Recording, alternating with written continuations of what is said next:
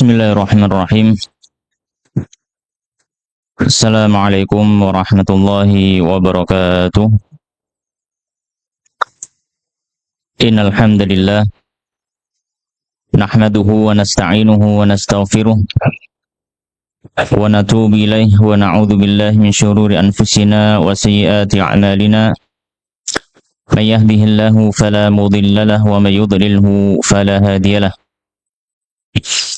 Asyhadu an la ilaha illallah wahdahu la syarika lah wa asyhadu anna Muhammadan abduhu wa rasuluh safiyuhu wa khaliluh salawatullahi wa salamuhu alaihi wa ala alihi wa ashabihi ajma'in.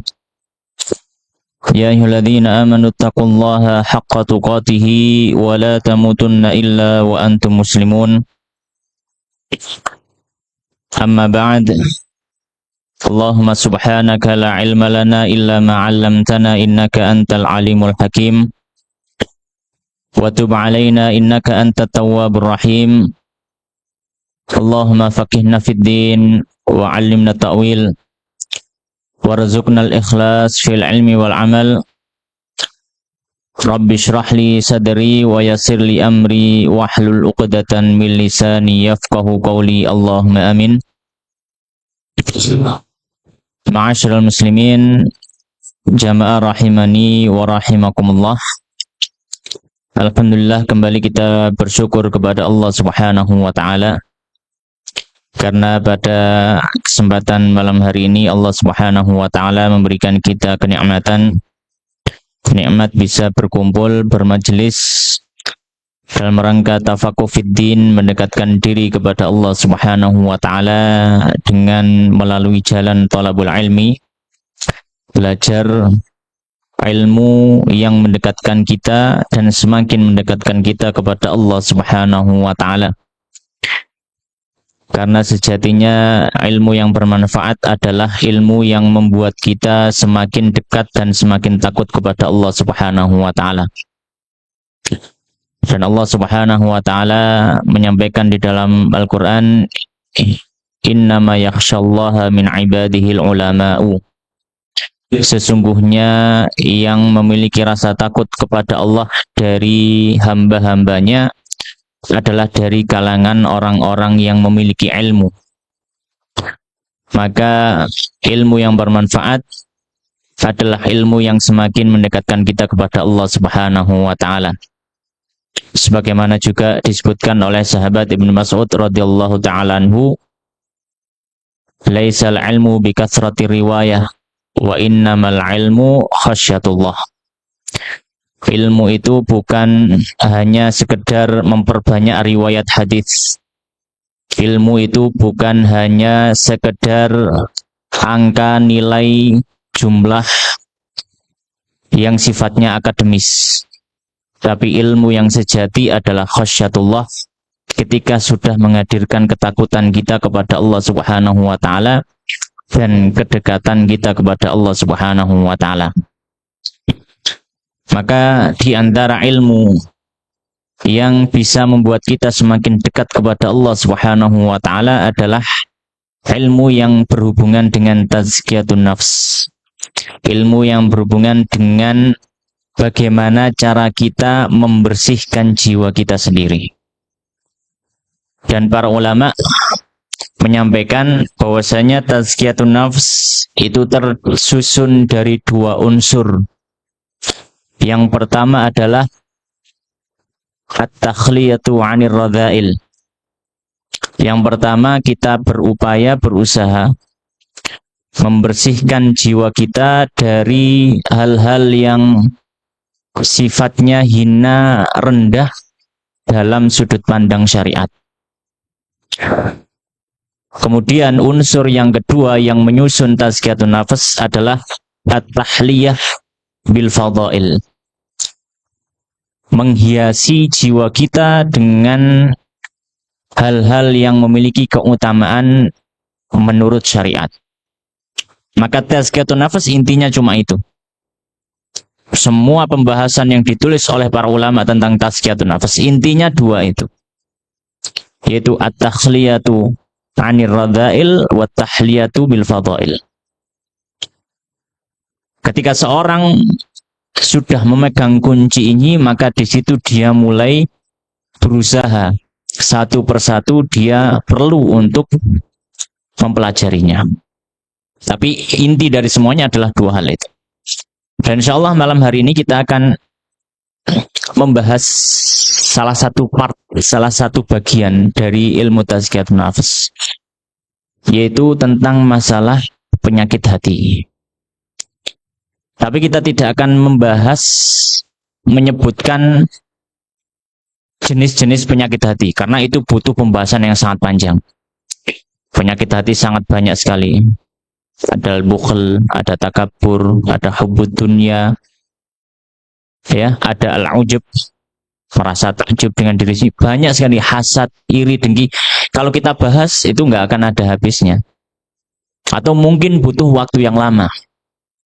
Tapi yang akan kita bahas di sini adalah kita membahas hal-hal yang berhubungan dengan seberapa penting ataupun hukum-hukum yang berhubungan dengan belajar tentang penyakit hati.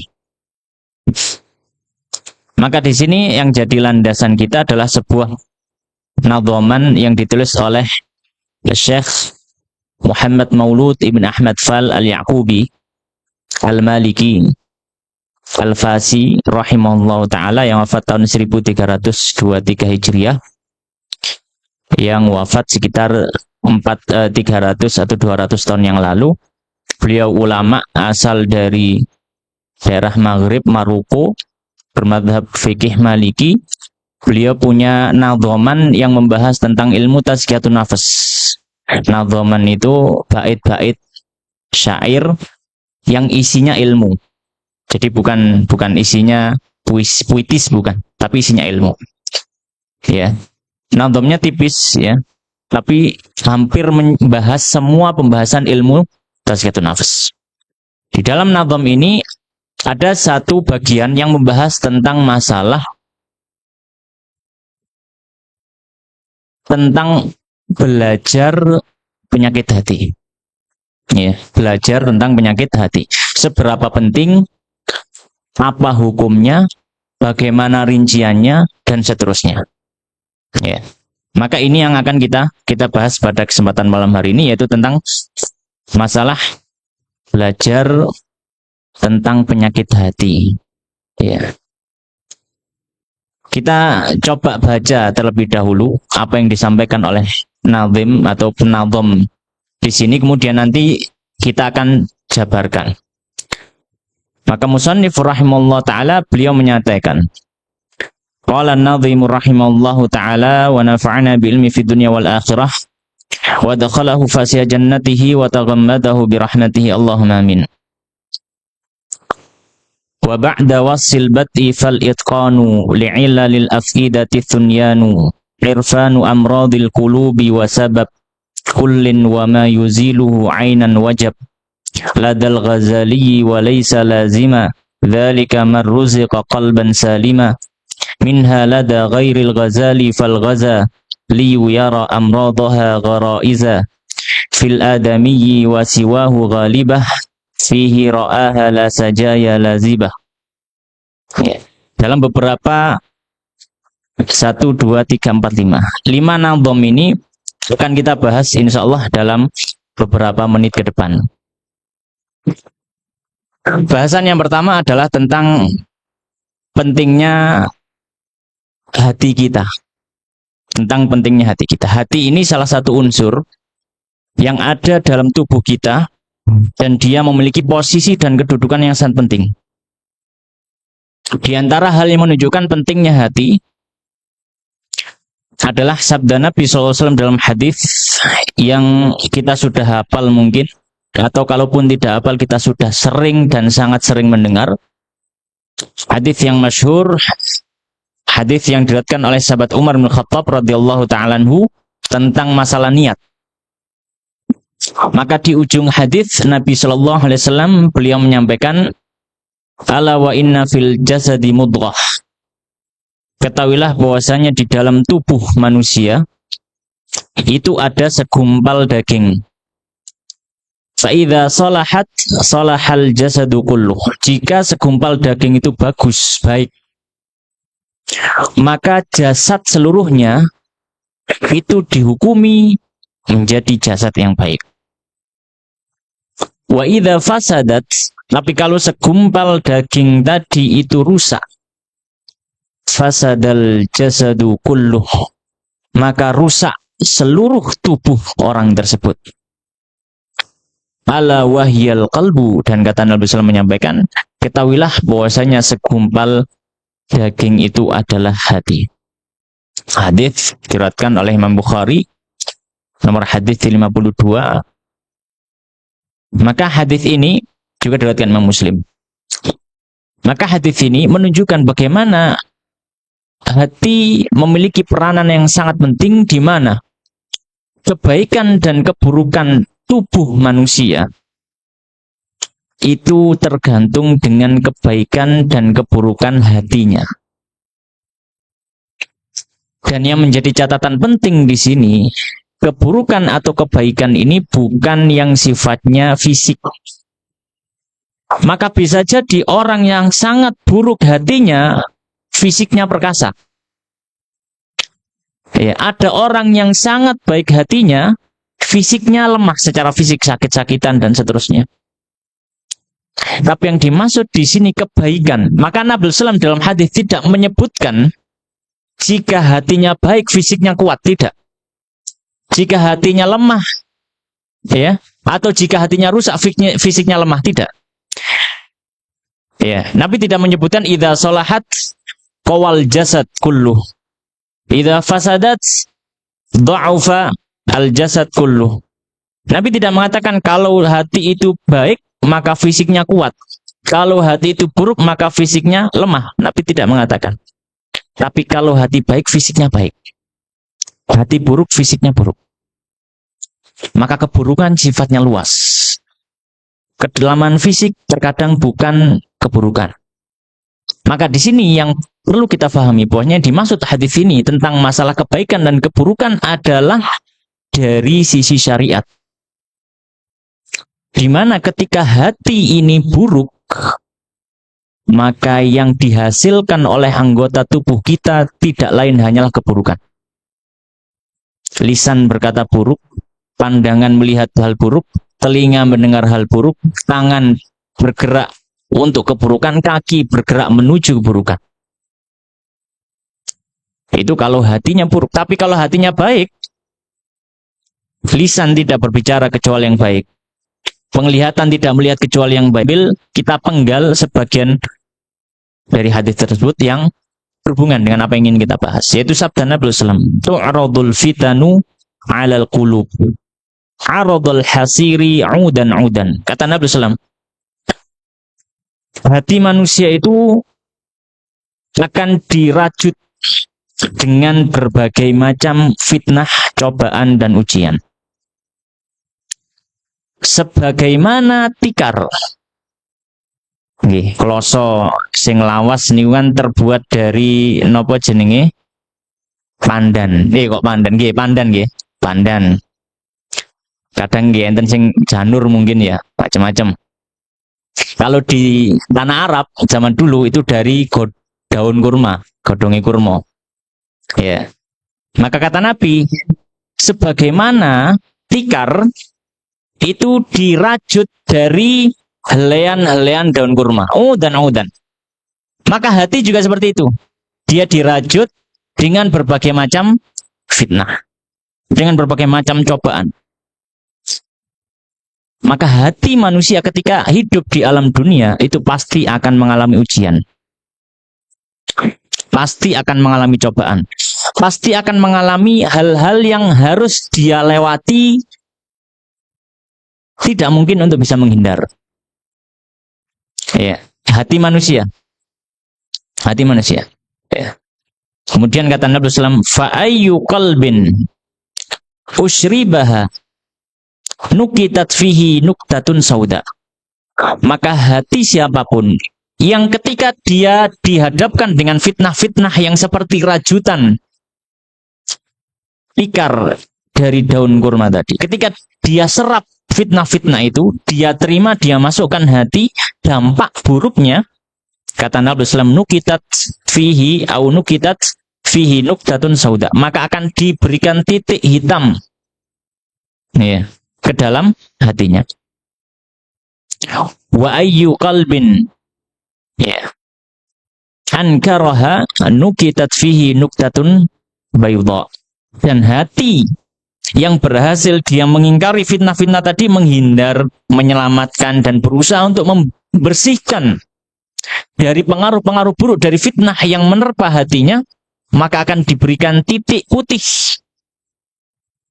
hatta yasiral qalbu abyadha mithlas safa, hingga sampai hati itu menjadi putih bersih seperti sesuatu yang bening.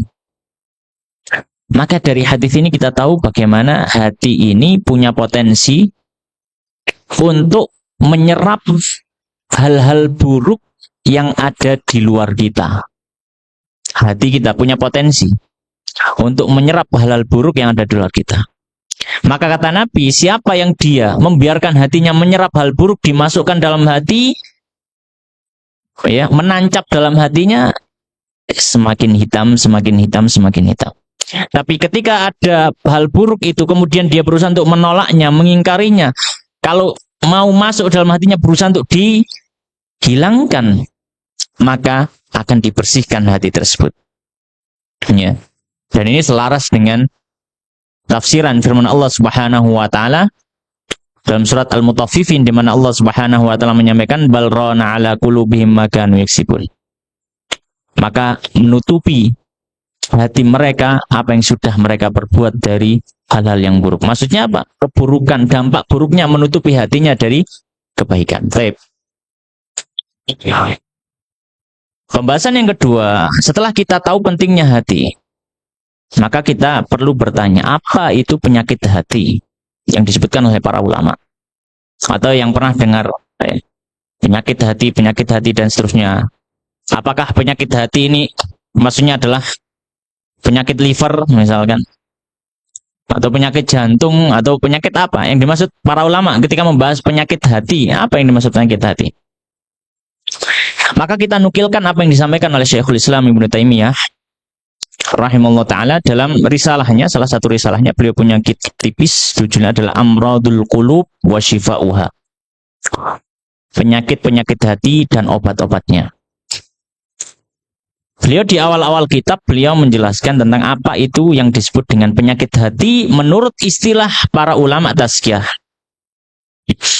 Maka Syekhul Islam Ibnu Taimiyah beliau menyatakan, penyakit hati itu apa? Huwa na'u fasadin. Penyakit hati itu adalah salah satu jenis kerusakan. Ya, salah satu jenis kerusakan. Yang kerusakan ini punya dampak. Kerusakannya punya dampak. Maka penyakit hati adalah salah satu jenis kerusakan yang punya dampak. Apa dampaknya? Kata Syekhul Islam Ibnu Taimiyah beliau menyampaikan, yahsululahu, yang hadir pada hati, yafsudu bihi tasawwuruhu, yang menjadi rusak ya hati tersebut ketika menggambarkan sesuatu atau ketika memahami sesuatu. Wa iradatuhu, dan keinginan hati tersebut pun ikut rusak. Maka di sini Syekhul Islam Ibnu Taimiyah beliau menyampaikan,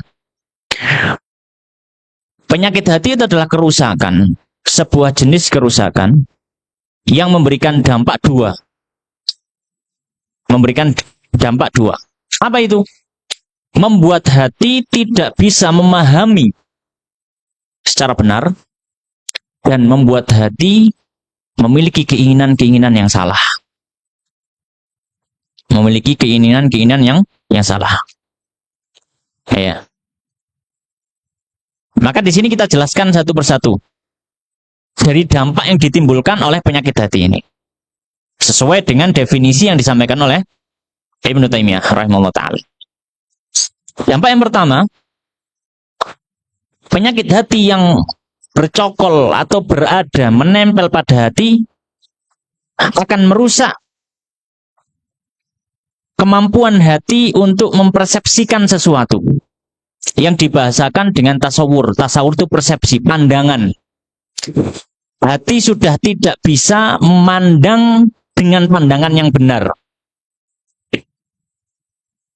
Ya, maka itu salah satu dampak dari penyakit hati. Kenapa kok tidak bisa memandang dengan pandangan benar? Karena sudah tertutupi dengan syubhat. Maka syubhat termasuk penyakit hati.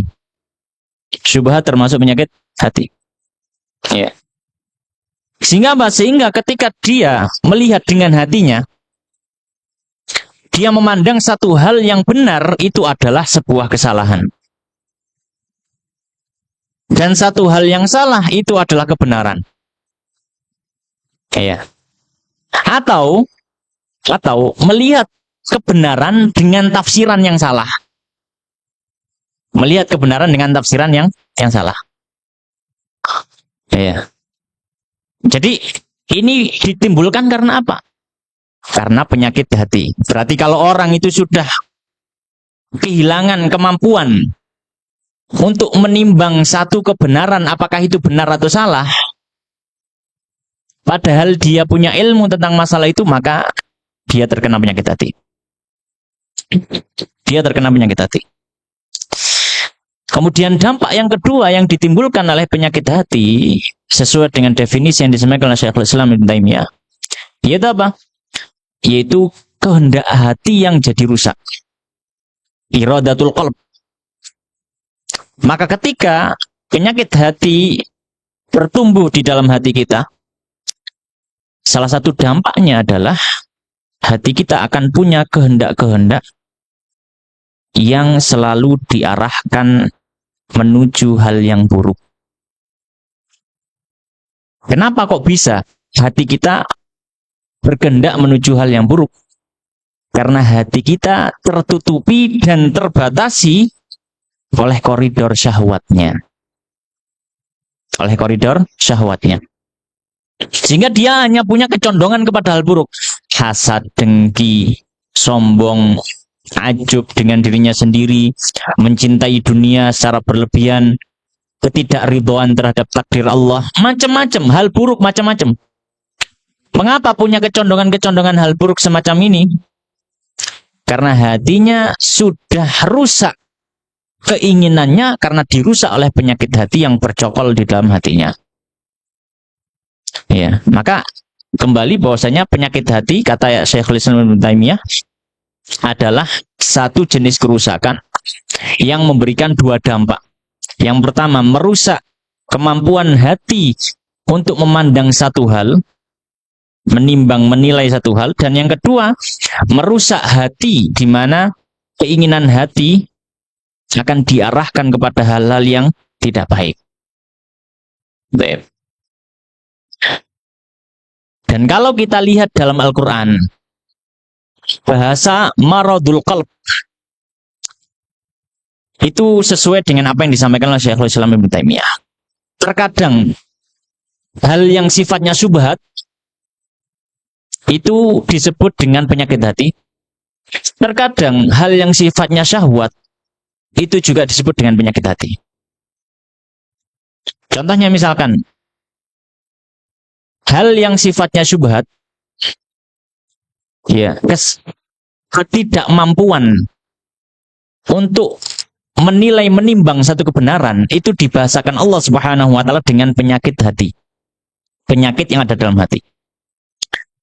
Dalam surat Al-Baqarah ayat 10, Allah Subhanahu wa Ta'ala menceritakan tentang orang munafik. Allah Subhanahu wa Ta'ala menyampaikan, ya, di penggalan aratnya, fi qulubihim maradun fazadahumullahu maradha walahum adzabun alimun bima kanu yakdzibun. Allah menyampaikan fi qulubihim maradun.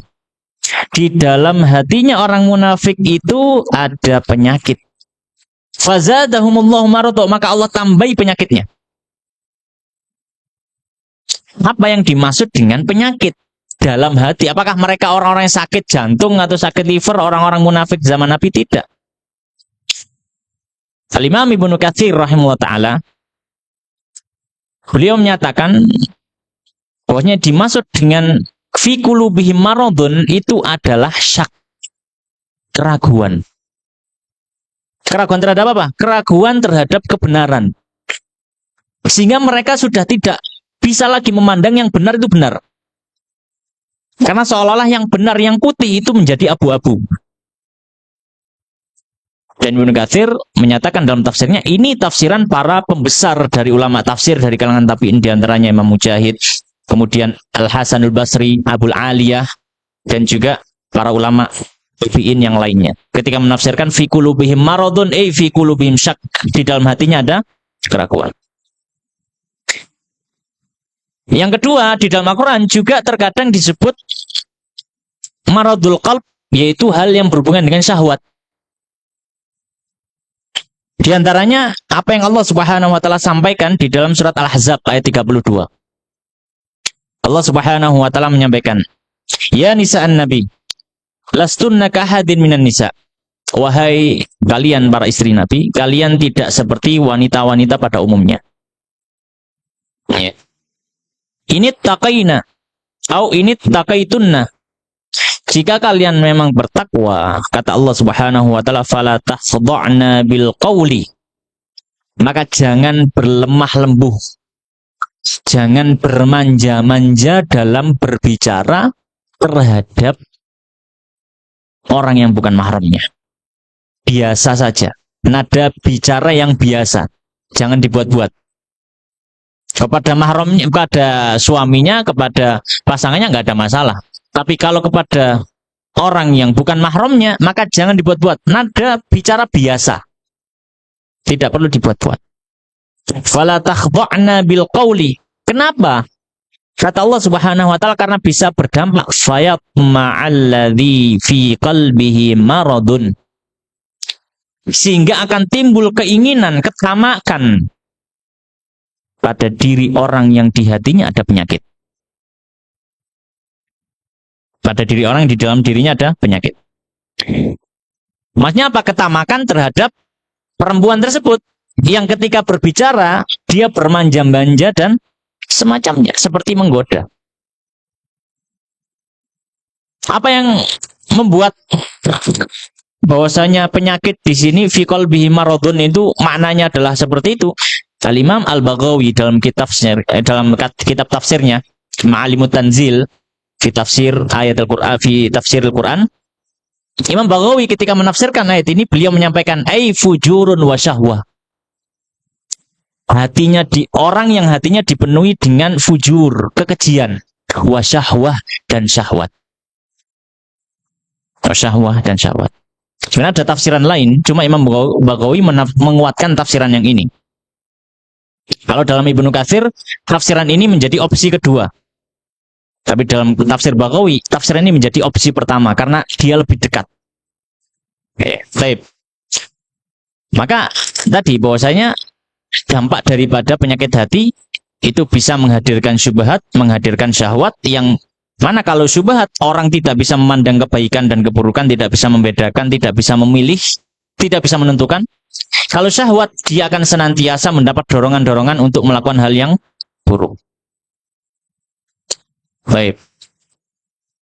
Maka di sini kita masuk poin berikutnya, apa itu? Pentingnya mengetahui penyakit hati kalau begitu. Pentingnya mengetahui penyakit hati. Kalau kita sudah tahu betapa bahayanya penyakit hati, maka kita perlu tahu juga penting sekali kita untuk mengetahui penyakit hati. Ya. Maka di sini kita mulai masuk pada nazam yang ditulis oleh Syekh Muhammad Maulud Ibn Ahmad Fal Al-Yaqubi Al-Maliki tadi. Maka beliau menyampaikan wa ba'da wasil bad'i fal itqanu li'ilalil af'idatil sunyan. Maka beliau menyampaikan, dan setelah wasiat di permulaan, lalu menyempurnakan pengetahuan terhadap penyakit-penyakit menjadi hal yang kedua. Maka kata Imam atau Syekh Muhammad Maulud, beliau menyampaikan bahwasanya setelah kita sudah menyampaikan muqaddimah, penjelasan, maka kita perlu menghadirkan pembahasan kedua. Dalam pembahasan tazkiyatun nafs dibuat menjadi pembahasan kedua. Menunjukkan pentingnya pembahasan penyakit hati. Pembahasan kedua apa itu? Yaitu tentang ilalil afidah, penyakit-penyakit hati. Ya. Maka setelah seseorang ya sudah menyelesaikan atau sudah belajar untuk mengenal Allah Subhanahu wa taala, untuk mendekatkan diri kepada Allah Subhanahu wa taala, maka tidak membiarkan kemudian dia hanya berlalu begitu saja, hanya cukup dengan berusaha mendekatkan diri kepada Allah tanpa berusaha untuk mempelajari penyakit-penyakit dalam hatinya. Kenapa demikian? Karena bisa jadi orang yang hanya berpikir bagaimana cara mendekatkan diri kepada Allah Subhanahu wa taala, dia bisa tertipu ketika dia tidak mempelajari tentang penyakit hati.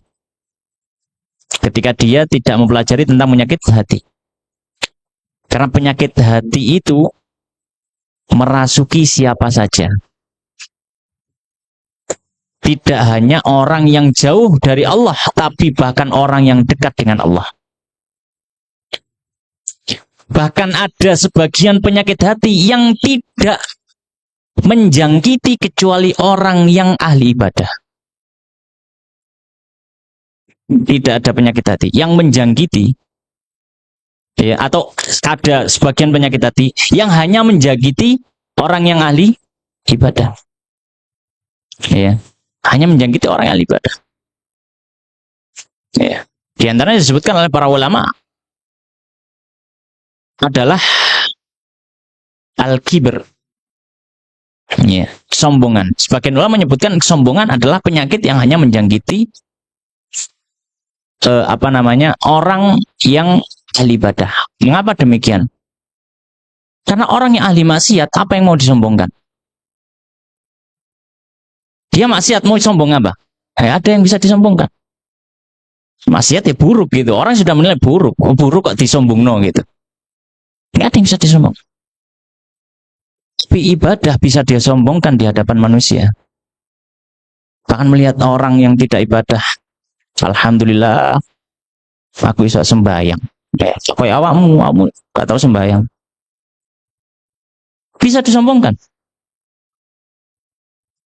Contoh yang lain misalkan penyakit hati yang tidak menjangkiti kecuali orang yang berbuat baik. Contohnya apa? Alman, mengungkit-ungkit pemberian. Penyakit hati. Orang yang tidak memberi tidak mungkin melakukan alman. Ya.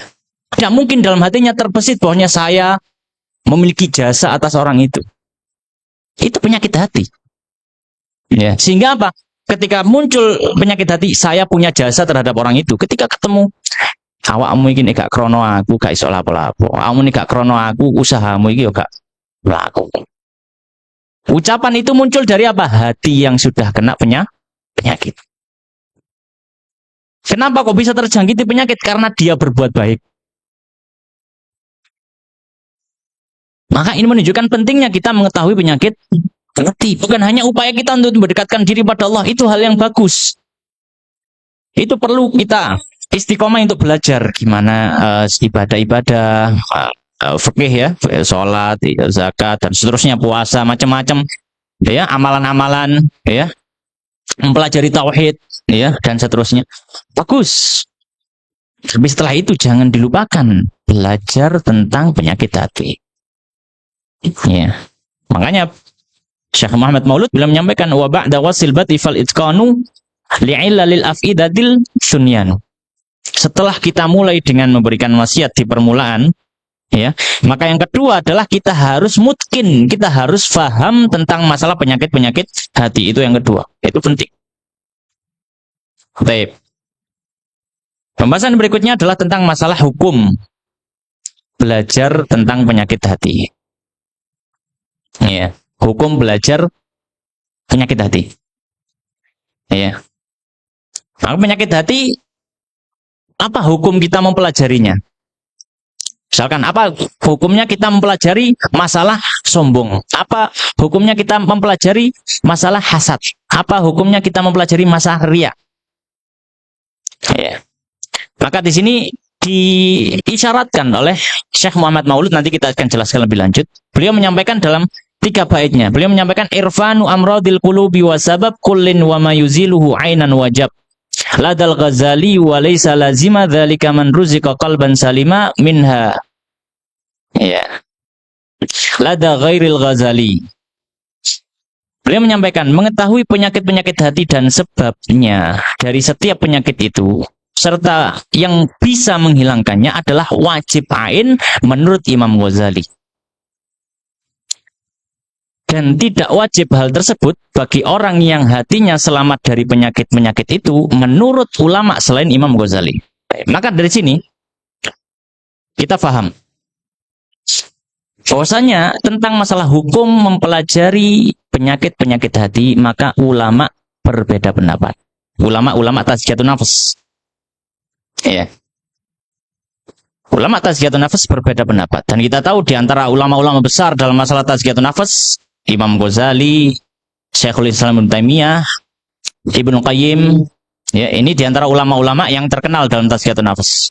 Ibnu Rajab, ya, Al-Hambali, kemudian juga Ibnul Jauzi, ya, beberapa ulama-ulama ini.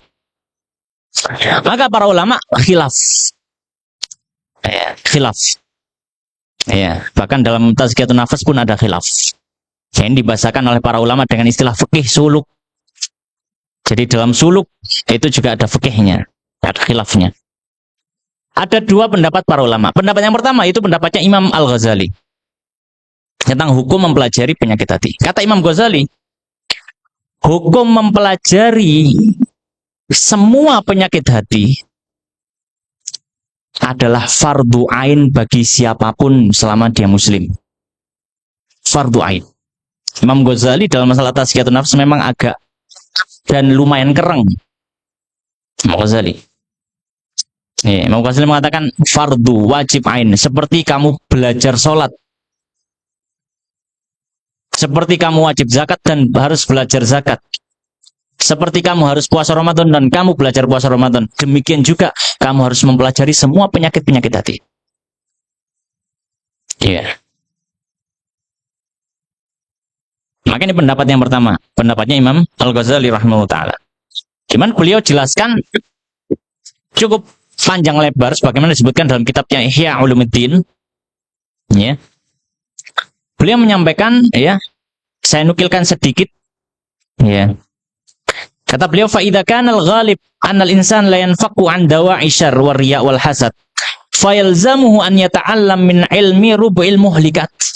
Kata beliau, maka kalau kita tahu bahwasanya kebanyakan manusia tidak akan mungkin lepas dari keburukan ataupun riya ataupun hasad, maka wajib baginya untuk mempelajari penghancur amalan tadi. Itu apa? Penyakit hati, hasad, riya, itu penyakit hati semua. Ya, penyakit hati semua. Oh ya, Afwan, ada koreksi. Tadi yang saya sebutkan bahwanya penyakit yang tidak menimpa kecuali ahli ibadah bukan sombong ya, Afwan, bukan sombong, yaitu riya. Alman, ya, diantaranya, kemudian riya, bukan sombong. Ya, yaitu riya. Orang penyakit hatinya riya. Maka penyakit riya ini tidak menyakiti kecuali ahli ibadah. Karena orang nggak ibadah, nggak mungkin riak. Apa yang mau diriakkan? Gitu ya. Tapi kalau sombong masih mungkin ya. Selain ahli ibadah, dia menyombongkan dengan kekayaannya, menyombongkan dengan status nasabnya, dan seterusnya. Tapi riak ini tidak mungkin menyakiti kecuali ahli ibadah. Maka kita harus belajar. Baik, ala kulli hal, kembali kepada apa yang disampaikan Imam Ghazali. Kata Imam Ghazali, menurut beliau kenapa kok sampai fardu ain setiap muslim? Karena tidak ada orang yang bisa selamat dari penyakit hati. Maka kalau kita tidak belajar, bisa jadi kita terjatuh. Kemudian Imam Ghazali menyebutkan berbagai macam hal gitu ya. Ya. Kemudian beliau menyebutkan di antara nukilan yang kami sampaikan, ya. Kata beliau, wa izalatuha fardu ainin wa la yumkinu izalatuha illa bi ma'rifati hududiha wa ma'rifati asbabiha. Kata Imam Ghazali dilanjutkan dalam kitabnya Ihya Ulumuddin, dan menghilangkan penyakit-penyakit hati ini fardu ain. Dan tidak mungkin menghilangkan penyakit hati kecuali dengan mengetahui apa itu penyakit hati, mengetahui definisinya setiap penyakit hati satu persatu, kemudian tahu apa penyebabnya, kok bisa penyakit hati itu muncul dalam hati kita. Wa ma'rifatu alamatiha, dan yang ketiga, kita perlu belajar juga apa tanda-tandanya hati kita sudah terjangkiti. Wa ma'rifatu ilajiha, yang keempat, kita juga harus tahu gimana cara mengobatinya. Maka tidak mungkin kalau menghilangkan penyakit hati dari hati itu wajib fardu ain, maka tidak mungkin kita kecuali kita harus belajar mengetahui empat hal tadi. Ya. Dan Imam Ghazali beliau menyebutkan satu kaidah yang masyhur, yaitu apa? Fa inna man la ya'rifi syarra yaqa fihi. Karena orang yang tidak tahu keburukan, dia punya potensi besar untuk terjatuh dalam keburukan.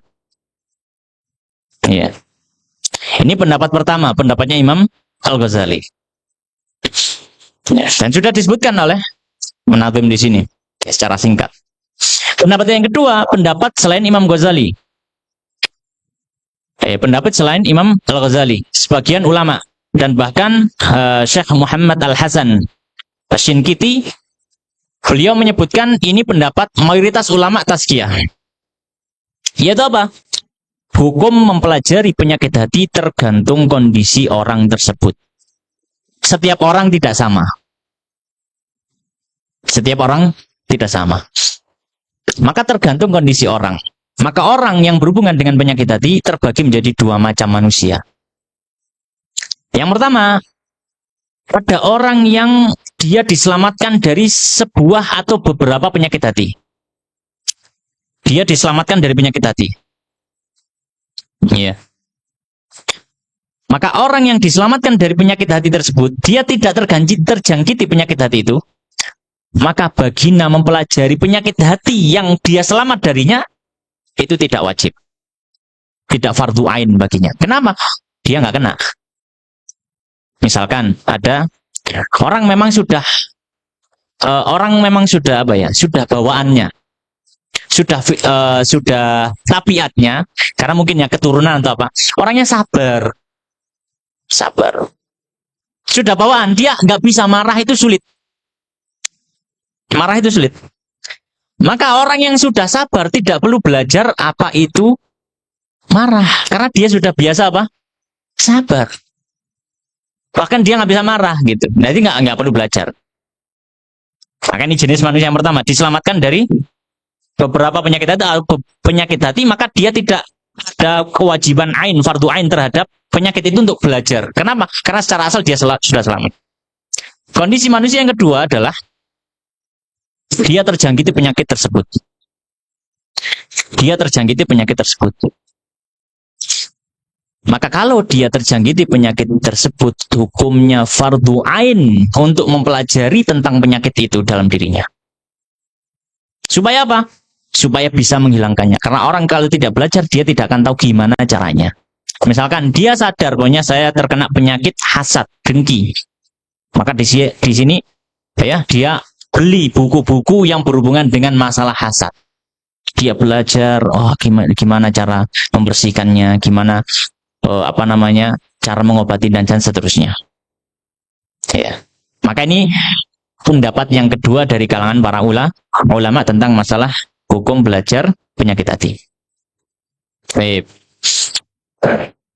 Nah, rincian yang disebutkan oleh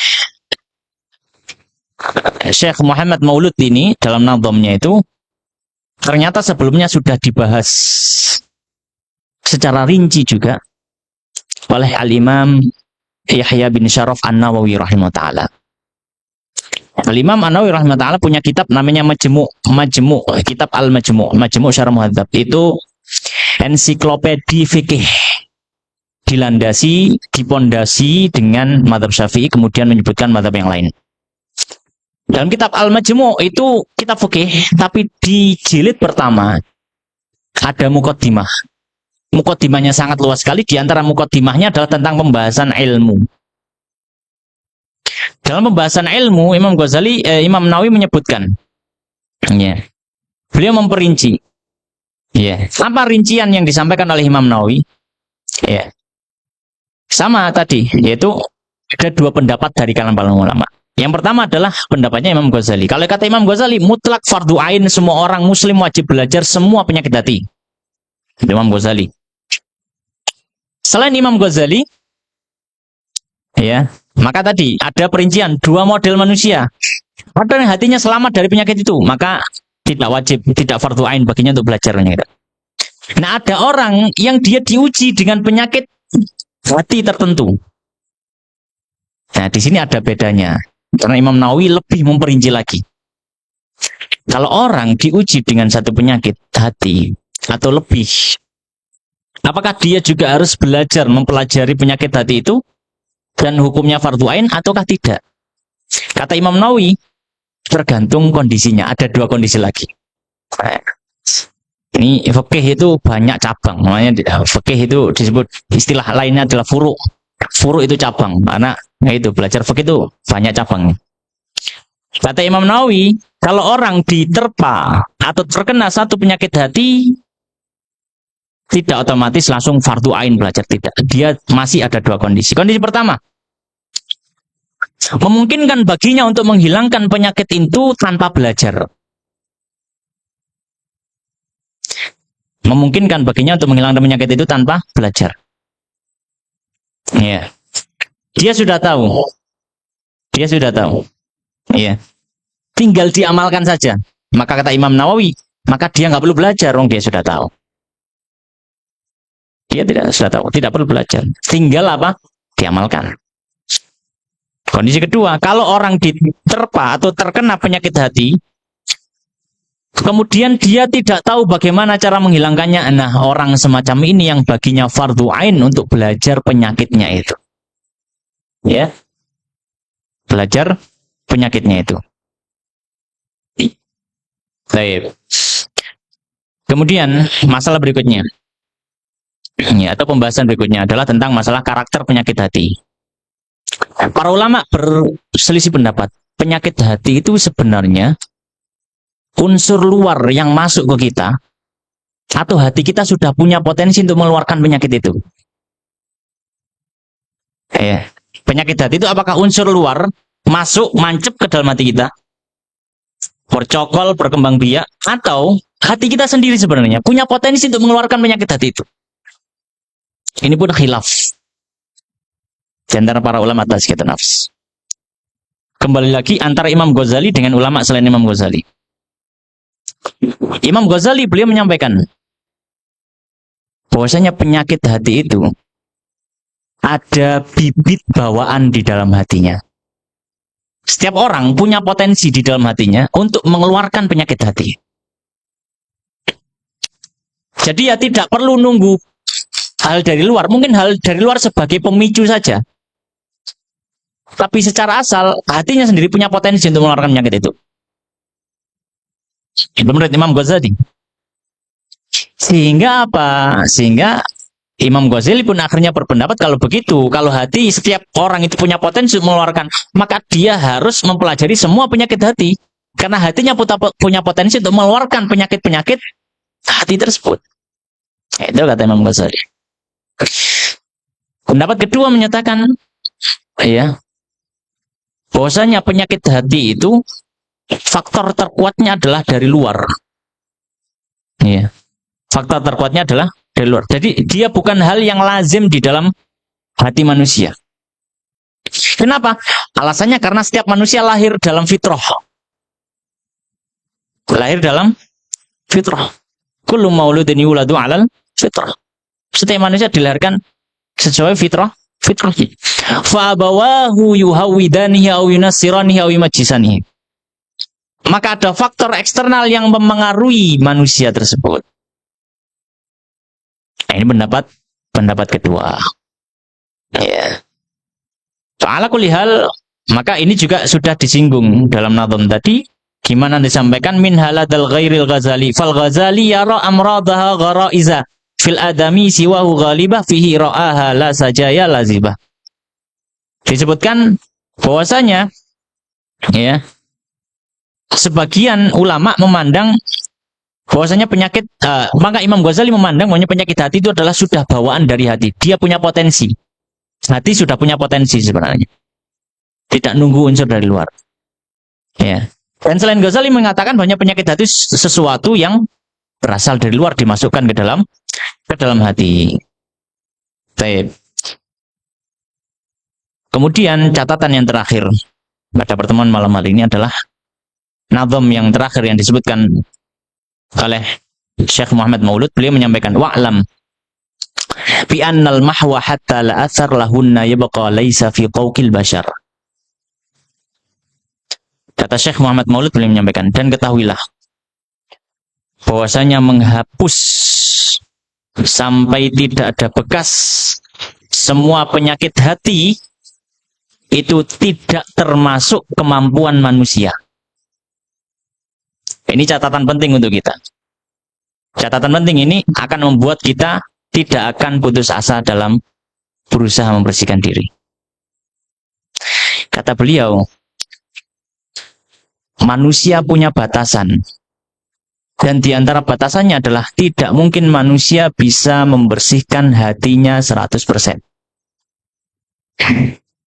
Itu batasan. Kenapa demikian? Karena manusia itu pasti melakukan kemaksiatan. Kemaksiatan. Tidak ada manusia yang selamat dari maksiat. Tidak ada manusia yang selamat dari dosa. Ya. Nabi Sallam menyampaikan bahwasanya kullu bani Adam khata'. Setiap manusia itu adalah pendosa. Wa khairul khata'ina tawwabun. Dan sebaik-baik pendosa adalah yang mau bertaubat. Maka catatan penting yang diberikan oleh Nazim bahwasanya menghapus dosa sampai tidak ada bekas sama sekali di dalam hati, bersih, maka itu bukan termasuk kemampuan manusia. Bukan termasuk kemampuan manusia. Maka hati manusia tidak akan mungkin pernah selamat 100% dari kemaksiatan. Pasti ada sisanya. Sebaik-baik, meskipun dia seorang ustadz, ustadzah, syekh, syekhoh, kiai, gus, ning, bunyai, apapun lah, alim, abid, ahli ibadah, ahli ilmu, dan seterusnya. Ya. Maka hati itu pasti menyimpan apa? Penyakit. Ya, pasti. Tidak akan selamat dari namanya maksiat. Maka di sini timbul pertanyaan, Ustadz, katanya hati tidak mungkin selamat dari yang namanya maksiat. Bagaimana dengan firman Allah Subhanahu wa taala? Yang sering kita dengar dalam kajian Tazkiyatun Nafas. Yauma la yanfa'un malun wala banun illa man atallaha biqalbin salim. Pada hari kiamat, hari yang dimana tidak akan bermanfaat lagi harta dan juga anak-anak keturunan, kecuali yang datang kepada Allah dengan hati yang selamat. Man atallaha biqalbin salim. Ya, maka kita sampaikan sesuai dengan apa yang ditafsirkan oleh Al-Imam Al-Baghawi rahimahullah dalam kitab tafsirnya. Beliau ketika menafsiri ayat ini, beliau menyampaikan, ay khalisun minasyirki wasyakki. Yang dimaksud dengan qalbun salim, hati yang selamat apa? Yaitu yang bersih dari syirik dan keraguan dalam agama. Fa'ammad dzunub, tambahan penting dari Imam Baghawi. Fa'ammad dzunub, adapun dosa, falaisa yaslamu minha ahadun, maka tidak ada orang yang bisa selamat. Hadza qaulu aktsaril mufassirin, kata Imam Baghawi, dan ini pendapat jumhur mayoritas dari ahli tafsir. Maka semoga kita diberikan taufik oleh Allah Subhanahu wa taala menjadi hamba-hamba yang senantiasa dan terus dan tidak bosan, tidak putus asa, dan tidak merasa lelah dan berhenti untuk berusaha membersihkan hati kita dari penyakit-penyakit hati tersebut. Demikian, wallahu taala alam, wa sallallahu wa sallim wa barik ala nabiyina Muhammadin wa ala alihi wa ashabihi ajmain. Kita akhiri dengan doa kafaratul majelis. Subhanakallahumma bihamdika asyhadu an la ilaha illa anta astaghfiruka wa atubu ilaik.